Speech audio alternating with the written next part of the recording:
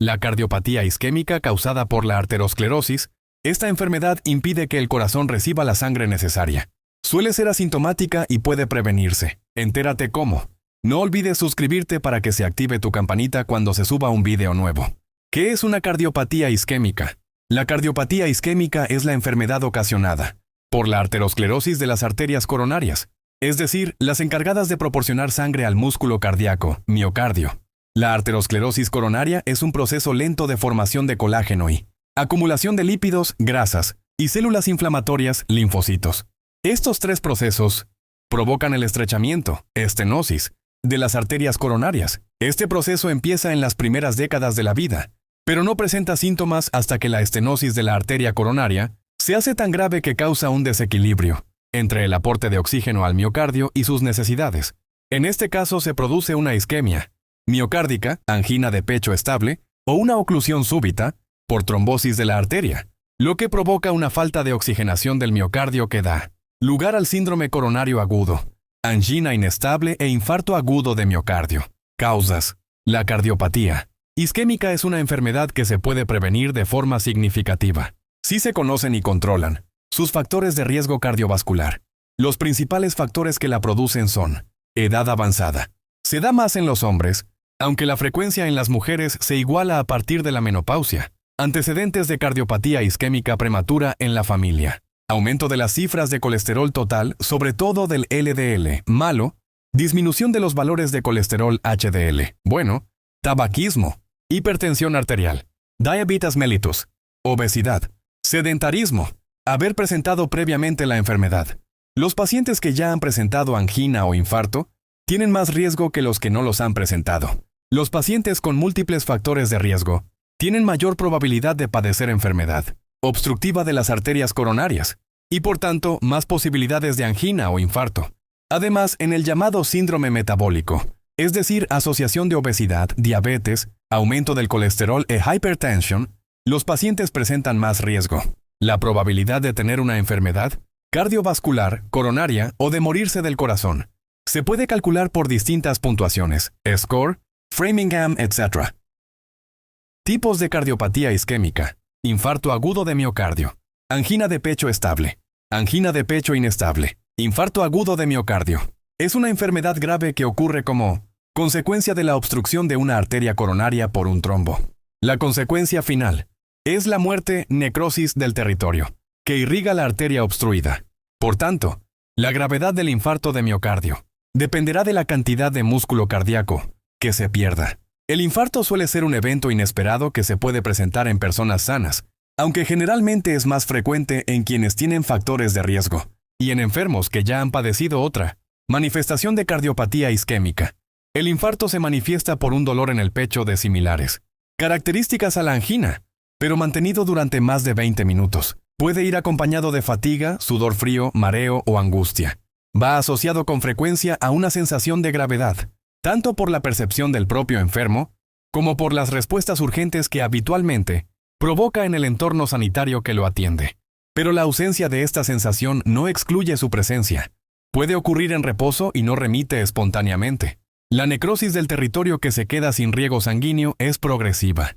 El daño se incrementa con el tiempo y, una vez muere la porción de músculo cardíaco, es imposible recuperar su función. Sin embargo, el daño sí se puede interrumpir si el miocardio vuelve a recibir sangre por medio de procedimientos que desatascan la arteria bloqueada. Por ello, es fundamental que la persona que está sufriendo un infarto llegue al hospital lo antes posible. Lo ideal es que reciba atención en el transcurso de la primera hora desde el inicio de los síntomas.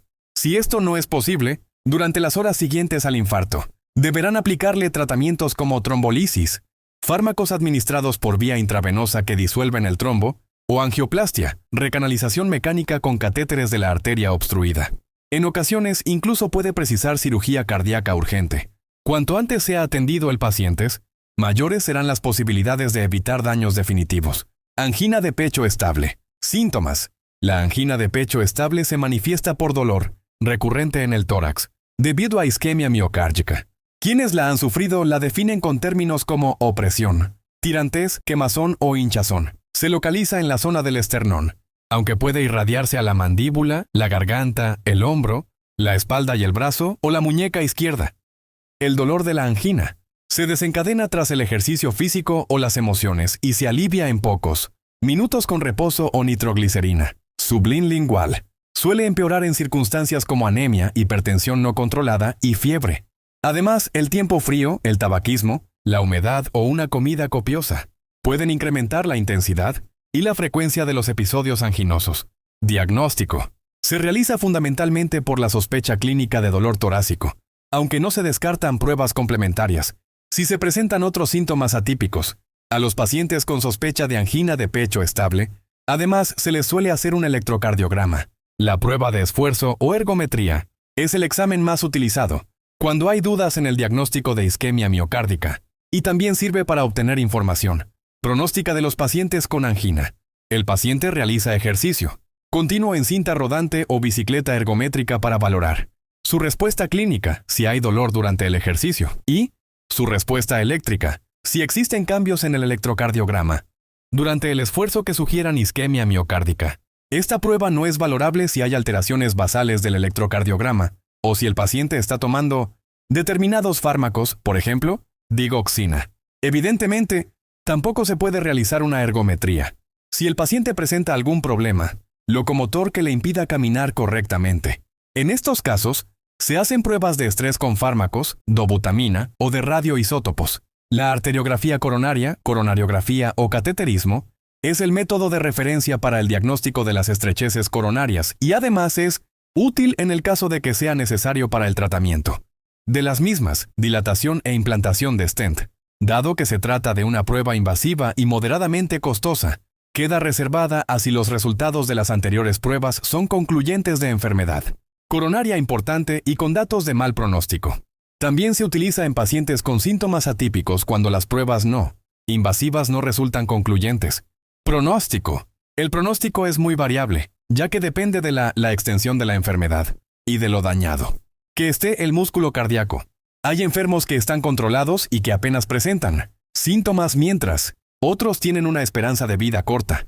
Los factores que más influyen en el pronóstico es el buen o mal control de los factores de riesgo coronario. Tratamiento. Los pacientes con angina de pecho deben vigilar los factores de riesgo cardiovascular y seguir controles periódicos para prevenir la aparición de nuevos. Para corregirlos se debe dejar el tabaco, vigilar la hipertensión y la diabetes y su tratamiento, peso, dieta, fármacos, seguir una dieta baja en colesterol y grasas, reducir el colesterol hasta obtener un LDL menor de 70 mg/dL. En cuanto al tratamiento farmacológico, salvo en casos de contraindicaciones, todos los pacientes con enfermedad coronaria deben tomar ácido acetilsalicílico. Existen muchos preparados comerciales, pero el más conocido es la aspirina red de forma crónica, diariamente y a dosis bajas, por su efecto antiagregante plaquetario. También los pacientes son tratados con beta bloqueantes. Como tratamiento principal y para mejorar los síntomas, se recomiendan nitratos vía oral, sublingual o en parches transdérmicos, antagonistas del calcio, ivabradina y ranolacina. Los pacientes con crisis frecuentes de angina se someten a tratamiento de varios fármacos combinados. Algunos pacientes con angina son candidatos a tratamientos de revascularización coronaria. Consisten en corregir esas estrecheces, que se puede realizar mediante cirugía cardíaca de derivación, bypass o por angioplastia coronaria con cateterismo. La elección entre una u otra depende de las características de la enfermedad. Angioplastia coronaria. Se realiza cuando la enfermedad coronaria permite esta técnica. Se introduce un catéter hasta la arteria coronaria y se dilata con balón. Después se implanta un stent, dispositivo metálico como una malla cilíndrica, dentro de la arteria para conseguir su permeabilidad, siempre que esto sea posible. Bypass, para pacientes con enfermedad coronaria más difusa, cuando la angioplastia no es posible y sobre todo si existe mala función del ventrículo izquierdo. Se realiza con apertura del tórax y anestesia general. Angina de pecho inestable. Suele ser signo de muy alto riesgo de infarto agudo de miocardio o muerte súbita. La angina inestable se desencadena igual que el infarto, pero en este caso no existe una oclusión completa de la arteria coronaria por el trombo, y no se ha llegado a producir muerte de células cardíacas. Se manifiesta en reposo por un dolor u opresión, que empieza en el centro del pecho y puede extenderse a brazos, cuello, mandíbula y espalda. Es decir, los síntomas son iguales a los del infarto, aunque generalmente de menor duración e intensidad. Esta angina debe ser tratada como una emergencia, ya que hay un elevado riesgo de producirse un infarto, una arritmia grave o muerte súbita.